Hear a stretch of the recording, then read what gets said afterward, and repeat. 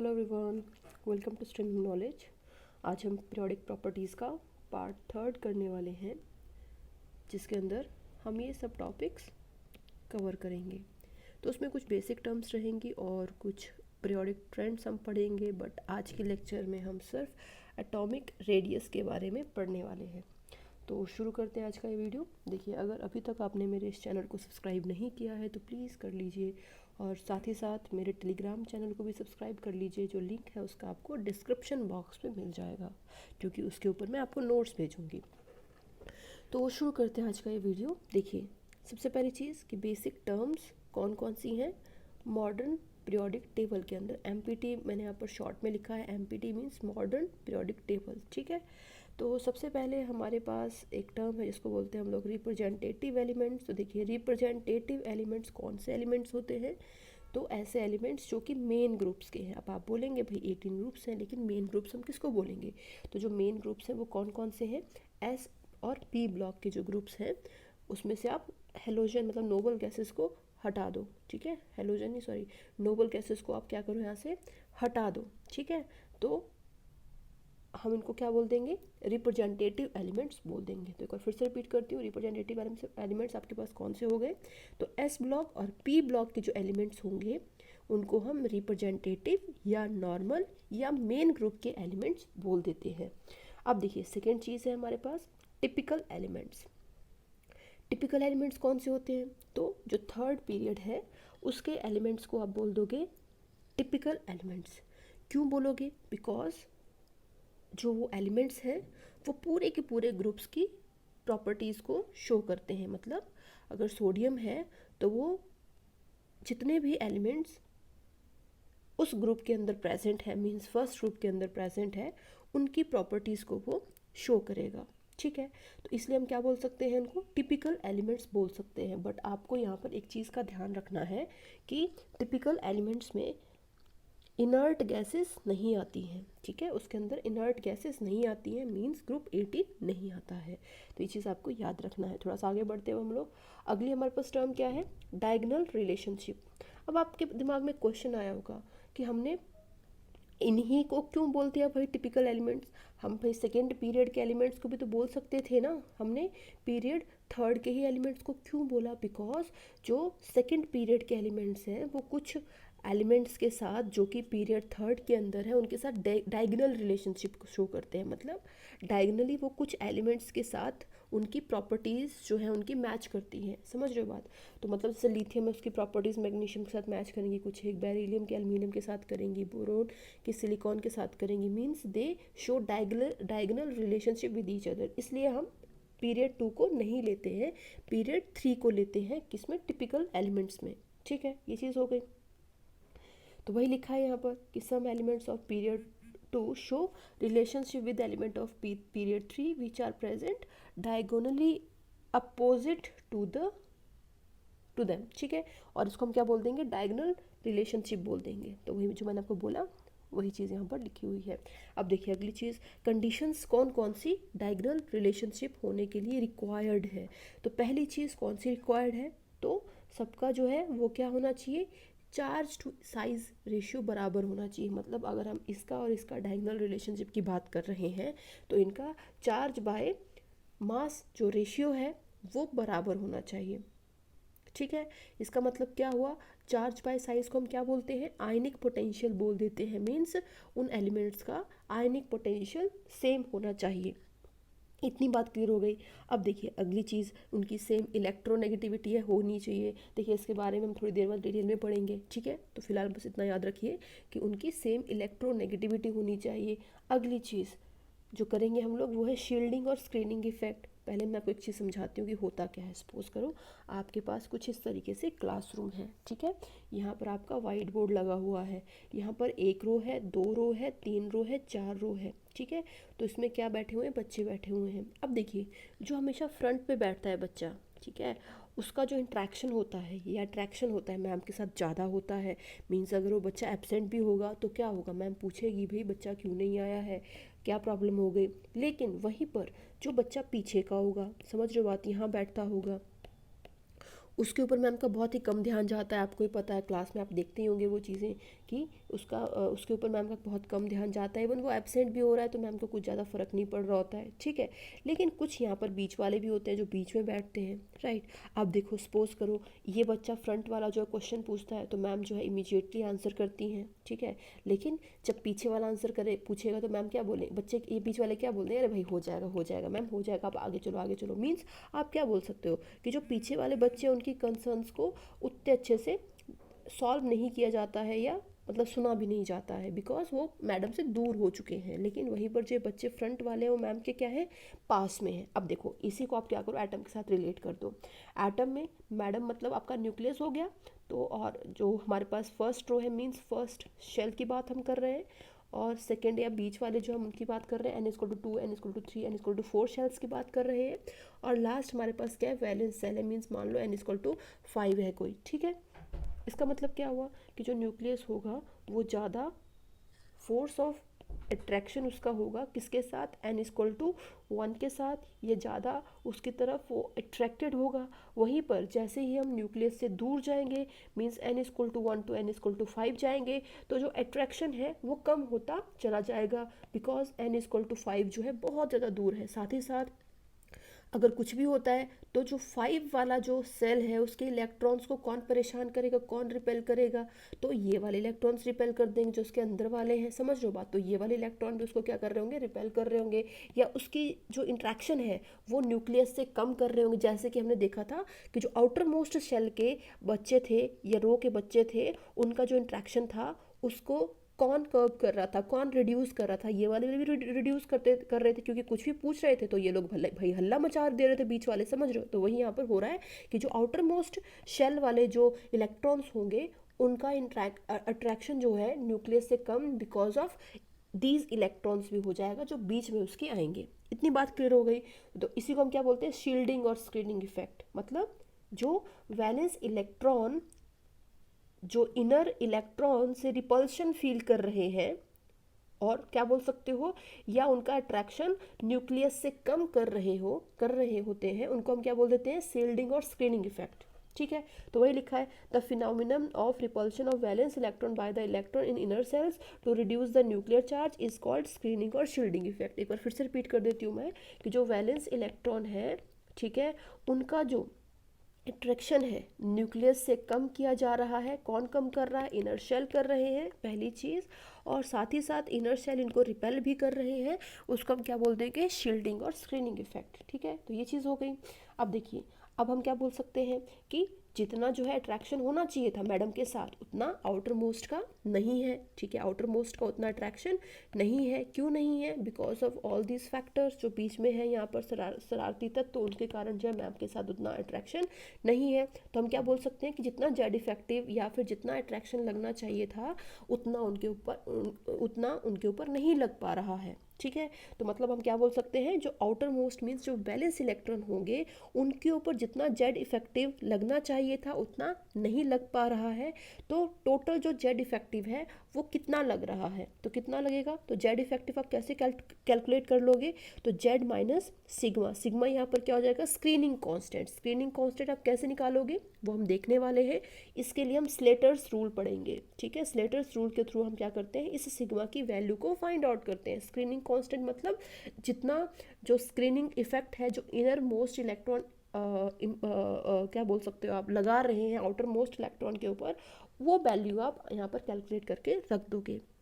इतनी बात क्लियर होगी। तो जेड इफेक्टिव न्यूक्लियर चार्ज क्या हो गया, एक बार फिर से रिपीट कर देती हूँ, क्या हो गया, तो जितना इफेक्टिवली चार्ज लग रहा है आउटर मोस्ट या वैलेंस इलेक्ट्रॉन के ऊपर उसको हम बोल देंगे जेड इफेक्टिव, ठीक है। अब थोड़ा सा आगे बढ़ते हैं हम लोग। अब देखो rules to calculate Z effective, कैसे आप जेड इफेक्टिव को कैलकुलेट करोगे। तो सपोज करो आपके पास ये न्यूक्लियस है, ठीक है, यहाँ पर क्या n=1 है, ये n=2 है, n=, ये क्या लिख दिया मैंने, n=nth ऑर्बिट है।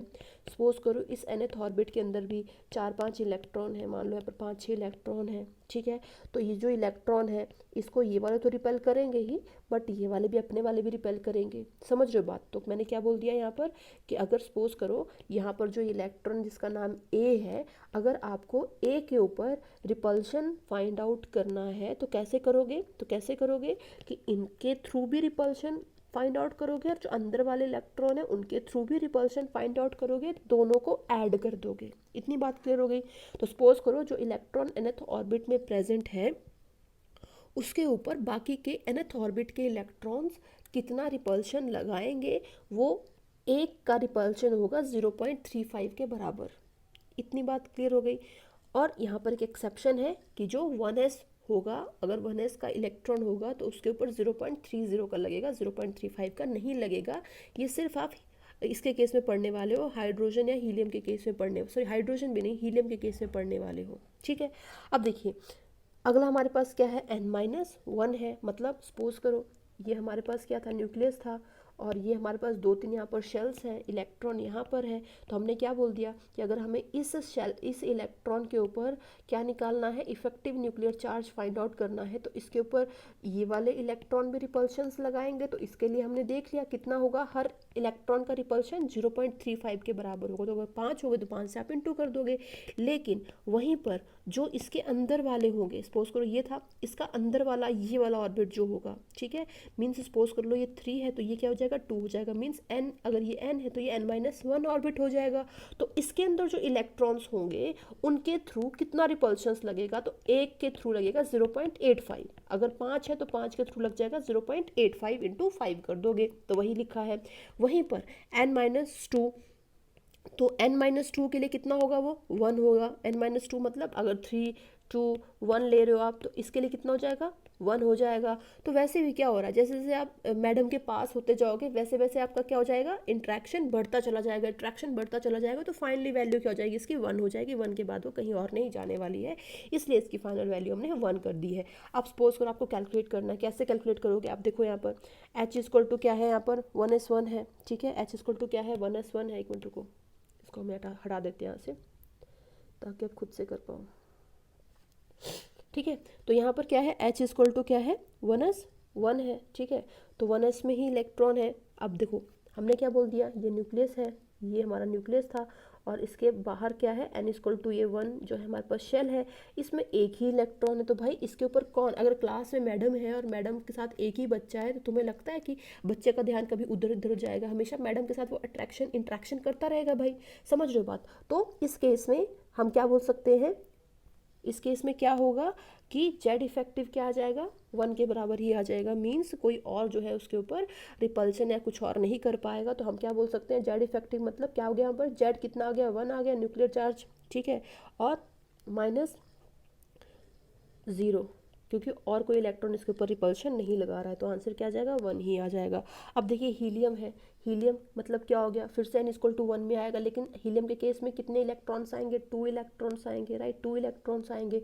तो हमें क्या करना है, सपोज करो इसके ऊपर रिपल्शन फाइंड आउट करना है, ठीक है, इसके ऊपर रिपल्शन फाइंड आउट करना है। तो कैसे करोगे, पहले जेड माइनस सिग्मा माइनस करना है आपको। तो सिग्मा यहाँ पर किसके थ्रू लगेगा, बस एक इलेक्ट्रॉन के थ्रू लगेगा। तो एक इलेक्ट्रॉन है, मीन्स आप किससे इंटू करोगे, हमने एक्सेप्शन पढ़ा था 0.30 से इंटू करोगे।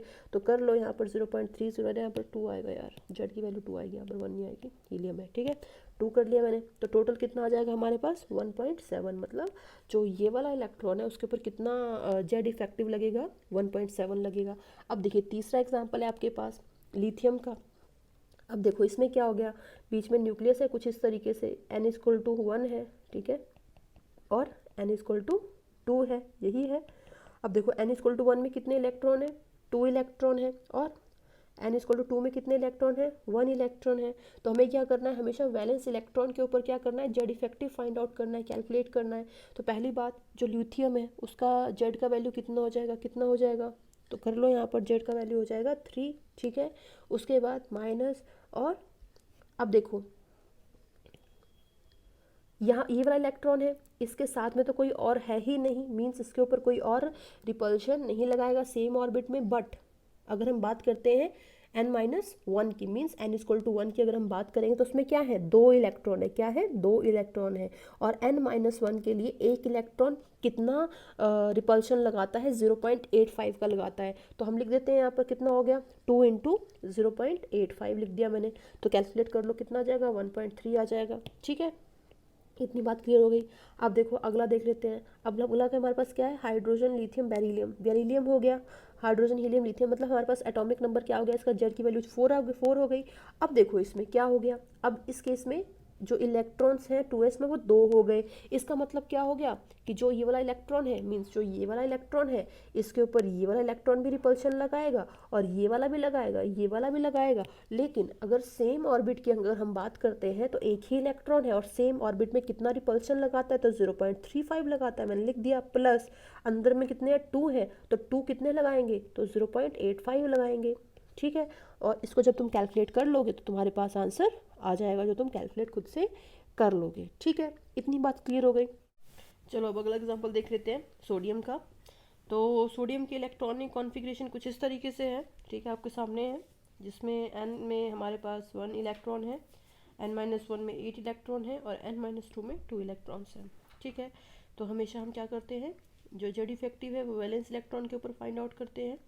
तो मीन्स हम इस इलेक्ट्रॉन के ऊपर फाइंड आउट करेंगे जेड इफेक्टिव। तो अगर हम बात करते हैं कि सेम शेल के इलेक्ट्रॉन्स इसके ऊपर रिपल्शन लगा पाएंगे कि नहीं लगा पाएंगे, क्योंकि यहाँ पर तो कोई और इलेक्ट्रॉन है ही नहीं।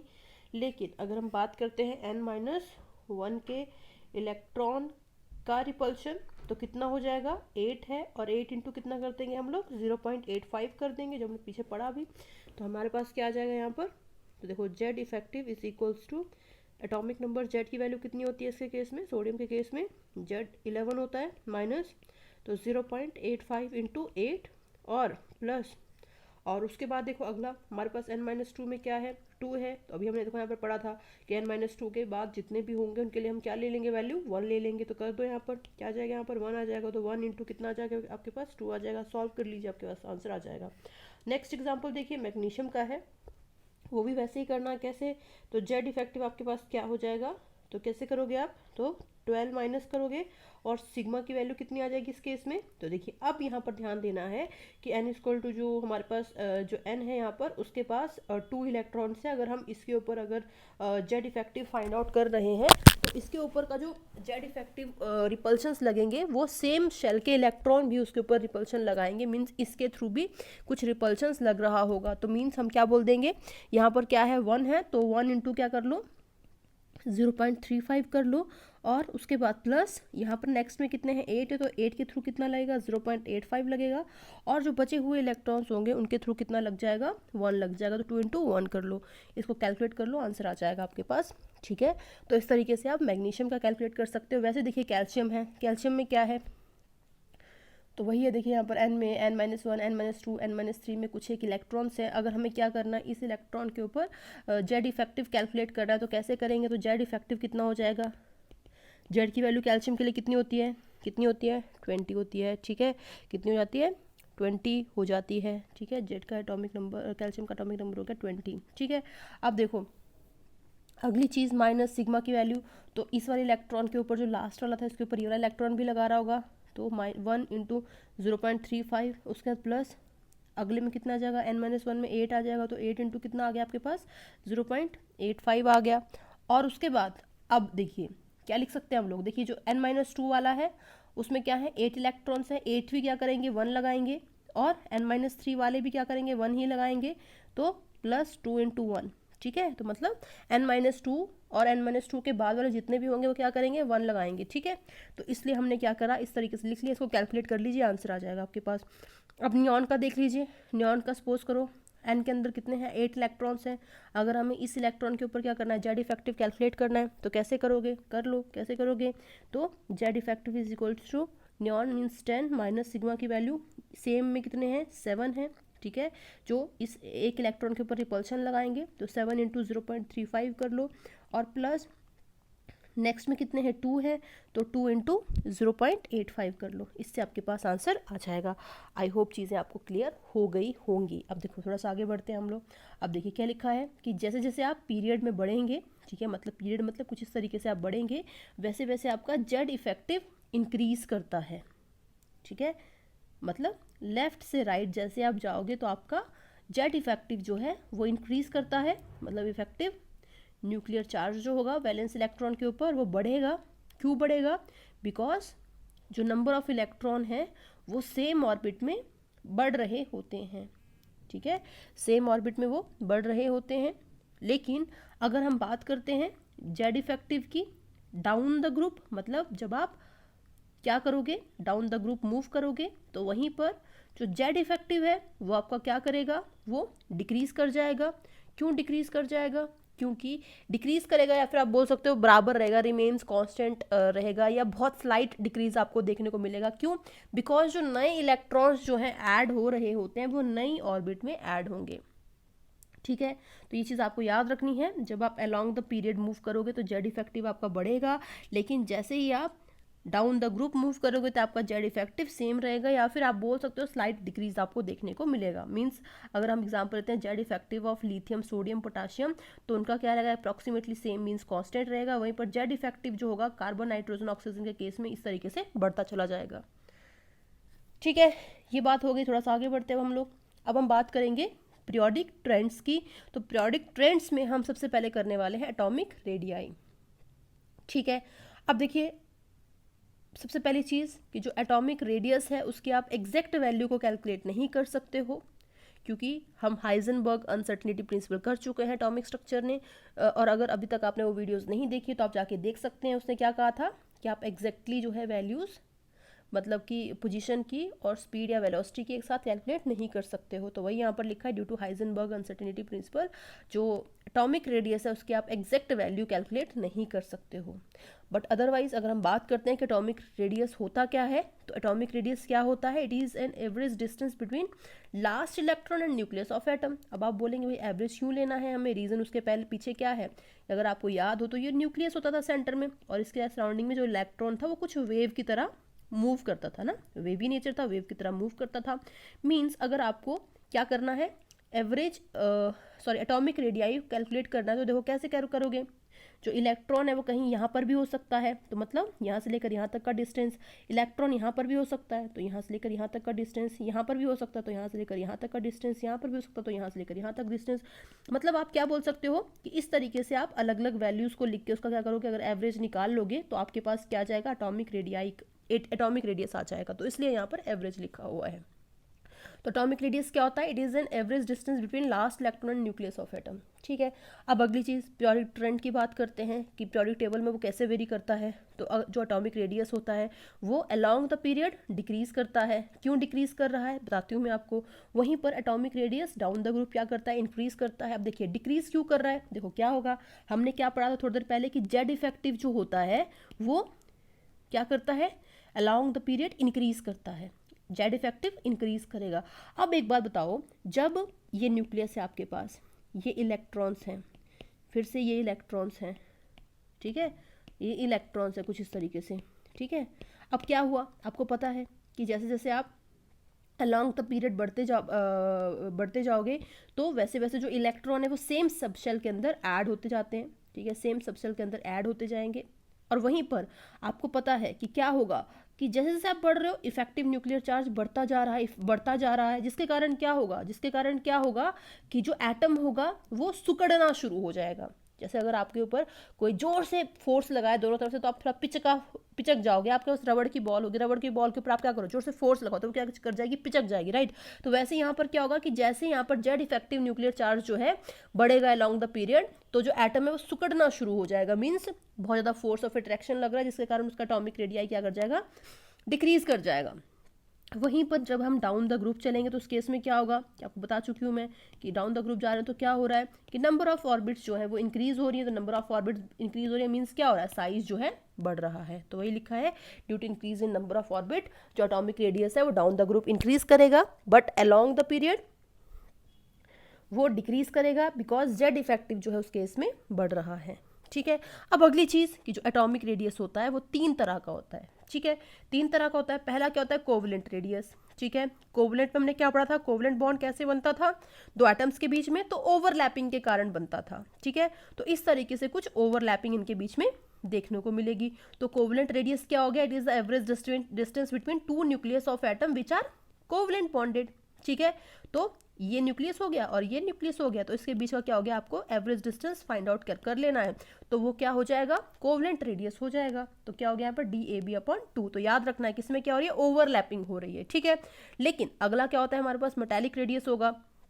तो मेटालिक रेडियस के केस में क्या होता है कि इसमें क्या होता है कि न्यूक्लियस एटम जो होंगे कुछ इस तरीके से बिल्कुल पास में होंगे, ठीक है। इसमें ओवरलैपिंग नहीं होती है, वो पास में रहते हैं, बस ओवरलैपिंग नहीं होगी। तो क्या कर सकते हो आप, इस केस में भी एवरेज एटॉमिक रेडियस निकाल सकते हो। कैसे, तो इस न्यूक्लियस और इस न्यूक्लियस के बीच का क्या करो, ये डिस्टेंस नाप लो और डिवाइड कर दो 2 से। तो वही लिखा है यहाँ पर, तो RA+RB/2 ये भी हो जाएगा। अब देखो, अगर हम बात करते हैं वंडरवॉल रेडियस की, तो वंडरवॉल रेडियस में क्या होता था, तो अगर जो वंडरवॉल फोर्स थी वो किसके बीच में लगेगी, दो मॉलिक्यूल्स के बीच में लगेगी या एटम्स के बीच में लगेगी, जब वो दूर दूर होंगे। क्या होंगे, वो दूर दूर होंगे। तो देखो हमने क्या क्या किया कि कोवलेंट में वो ओवरलैप कर रहे थे, बट मेटालिक में वो क्या एकदम से टच कर गए, बट वंडरवॉल में वो क्या है, कुछ एक पर्टिकुलर डिस्टेंस से वो एक दूसरे से दूर है, मतलब दूर से एक फोर्स लग रही है, जिसको हम बोल रहे हैं वंडरवॉल फोर्स, या उस रेडियस को बोल देंगे वंडरवॉल रेडियस। तो कैसे कैलकुलेट कर लोगे, वही ये वाला डिस्टेंस और ये वाला डिस्टेंस दोनों को ऐड कर लो, मीन्स DAB/2 कर लो, तो वो आपके पास आ जाएगा वंडरवॉल रेडियस। अब आप क्या बोल सकते हो कि तीनों में सबसे बड़ा कौन होगा, तो आपको क्लियर दिख रहा होगा सबसे बड़ा कौन है, वंडरवॉल सबसे बड़ा है, उसके बाद कौन सा है, मेटालिक, उसके बाद है, फिर कौन सा है, कोवलेंट। तो वही यहाँ पर लिखा है कि सबसे बड़ा हो जाएगा वंडरवॉल, फिर आएगा मेटालिक, फिर आएगा कोवलेंट। तो शायद आपको क्लियर हो गई होंगी चीज़ें। तो कोवलेंट में ओवरलैपिंग हो रही है, मेटालिक में टच कर रहे हैं और वंडरवॉल में दूर दूर है। तो ये चीज़ आपको याद रखनी है, ठीक है। अब देखो बात कर लेते हैं आयनिक रेडियस की। आयनिक रेडियस का मतलब क्या है कि कैटायन और एनायन का क्या रेडियस होगा, ठीक है। तो देखो यहाँ पर आपके पास क्या है, सोडियम है और एक सोडियम कैटायन है, ठीक है। इन दोनों में से किसका रेडियस ज़्यादा हुआ, किसका कम हुआ, कैसे आप पता करोगे, क्योंकि देखो जो सोडियम है उस केस में प्रोटॉन 11 है और इलेक्ट्रॉन भी 11 है, लेकिन इस केस में प्रोटॉन क्या है 11 है और इलेक्ट्रॉन क्या है 10 है। इतनी बात आपको क्लियर हो गई। अब देखो क्या होता है कि इसके पास हो गए इलेक्ट्रॉन 10। अब जब इलेक्ट्रॉन 10 हो गए तो क्या होगा, इसके ऊपर इफेक्टिव न्यूक्लियर चार्ज जो होगा वो इंक्रीज हो जाएगा, बिकॉज क्या हो रहा है, इसमें कम इलेक्ट्रॉन बचे हैं, मतलब कम रिपल्शन जो है उसके ऊपर होगा। जो वैलेंस सेल के इलेक्ट्रॉन्स होंगे उनके पास के ऊपर कम रिपल्शन होगा, क्योंकि कम इलेक्ट्रॉन बचे हैं, मीन्स इफेक्टिव न्यूक्लियर चार्ज क्या हो जाएगा, यहाँ पर बढ़ जाएगा। अब जब इफेक्टिव न्यूक्लियर चार्ज बढ़ जाएगा, इसका मतलब क्या हुआ कि जब इफेक्टिव न्यूक्लियर चार्ज बढ़ता था तो क्या होता था, अभी हमने पीछे देखा, यहाँ पर देखो क्या देखा था अभी हमने, यहाँ पर जब इफेक्टिव न्यूक्लियर चार्ज बढ़ता था तो जो साइज था वो डिक्रीज हो जाता था। साइज क्या करता था, डिक्रीज हो जाता था। तो वहीं यहाँ पर लिखा है कि जैसे जैसे जेड इफेक्टिव इंक्रीज करेगा, यहाँ पर जेड इफेक्टिव इंक्रीज कर रहा है, तो यहाँ पर सोडियम कैटायन का साइज डिक्रीज कर जाएगा। तो याद रखना है कि हमेशा जो सोडियम होगा, मीन्स पेरेंट एटम होगा, उसका साइज बड़ा होगा as compare to cation of same atom, ठीक है। ये बात हो गई। अगर हम बात करते हैं एनाइन की, तो देखो यहाँ पर क्लोरीन है और क्लोराइड एनाइन है यहाँ पर, ठीक है। इसमें नंबर ऑफ इलेक्ट्रॉन और प्रोटॉन कितने हो गए, 17, इसमें 17, 18 हो जाएंगे इलेक्ट्रॉन और प्रोटॉन। अब देखो इसके इसमें क्या होगा, इफेक्टिव न्यूक्लियर चार्ज डिक्रीज कर जाएगा। क्यों डिक्रीज कर रहा है, बिकॉज यहाँ पर इलेक्ट्रॉन बढ़ गए, मीन्स जो आउटर मोस्ट या वैलेंस सेल के इलेक्ट्रॉन जो होगा उसके ऊपर ज़्यादा रिपल्शन लग रहा होगा, तो मतलब जेड इफेक्टिव जो है वो क्या हो जाएगा, डिक्रीज हो जाएगा। और जेड इफेक्टिव अगर डिक्रीज हो गया, इसका मतलब क्या हो रहा है, क्या हो रहा है कि जो एटम होगा वो थोड़ा सा बड़ा होगा। एटम क्या होगा, बड़ा होगा एज कंपेयर टू इससे। तो हम क्या बोल सकते हैं इन जनरल कि पेरेंट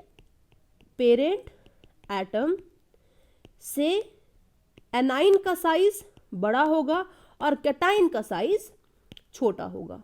और इसको आपको किस चीज़ की हेल्प से एक्सप्लेन करना है, तो जेड इफेक्टिव की हेल्प से आपको एक्सप्लेन करना है, ठीक है। अब देखिए ये एग्जांपल, जैसे आपके पास Fe+2 Fe+3, तो ज़्यादा बड़ा साइज किसका हो जाएगा, पहले Fe का आएगा, फिर Fe+2 का आएगा, फिर Fe+3 का आएगा।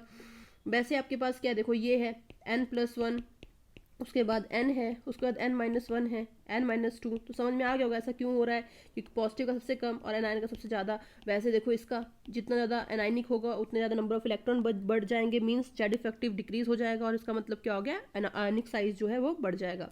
तो ये मतलब हो गया। तो ये चीज़ आपको याद रखनी है कि radius of anion is greater than radius of parent atom greater than radius of cation. ऐसा क्यों हो रहा है, बिकॉज जेड इफेक्टिव इस केस में डिक्रीज हो रहा है, इस केस में इंक्रीज हो रहा है, ठीक है। लेकिन एक्सेप्शंस हम आगे चल के देखने वाले हैं, अभी हम नहीं करेंगे, आगे चल के देखेंगे डी ब्लॉक्स में कि इन अ पीरियड P4 निकल, कॉपर, जिंक, इनका रेडियस क्या करता है लॉन्ग द पीरियड? इंक्रीज करता है, डिक्रीज नहीं करता, इंक्रीज करता है। देखो कुछ इस तरीके से। इवन P5 में भी प्लैडियम, सिल्वर, कैडमियम में कैडमियम ज़्यादा बड़ा है सिल्वर से एंड नन प्लैडियम, लेकिन जो ये चीज़ है वो हम आगे चलकर पढ़ने वाले हैं, जो कि एक्सेप्शंस है, क्योंकि नॉर्मली क्या होता है अलॉन्ग द पीरियड जो एटॉमिक रेडियस है वो डिक्रीज करता है, लेकिन यहाँ पर क्या हो रहा है इंक्रीज कर रहा है। ठीक है, ये हो गया। उसके बाद यहाँ पर एक और एक्सेप्शन है कि जो इनर्ट गैसेस होती हैं मींस ग्रुप 18 होता है, उनका हाईएस्ट एटॉमिक रेडियस होता है इन अ पीरियड। ठीक है, जो हमने ट्रेंड पढ़ा अभी तक वो आप कहाँ तक देखोगे? सिर्फ 17, ग्रुप 17 तक देखोगे, हेलोजन्स तक देखोगे। बट जो इनर्ट गैसेस होंगी उनका जो एटॉमिक रेडियस होगा वो हाईएस्ट होगा किसी भी पीरियड में। क्यों होगा? Because they are weakly bonded. ठीक है, वो वीकली बॉन्डेड होंगी क्योंकि उनके बीच में क्या होता है वंडर वॉल फोर्सेस लगती हैं। इसलिए तुम क्या बोल सकते हो कि उनका जो एटॉमिक रेडियस होगा वो बहुत ज़्यादा बड़ा होगा। और अभी हमने देखा था यहाँ पर, देखो क्या देखा था कि वंडर वॉल जो रेडियस होता है सबसे बड़ा होता है, मीन्स जो ये वाले इनर्ट गैसेज होंगे उनका साइज बहुत बड़ा होगा। ठीक है, तो आज बस हम इतना ही करेंगे, बाकी की चीज़ें नेक्स्ट लेक्चर में करेंगे। Thank you.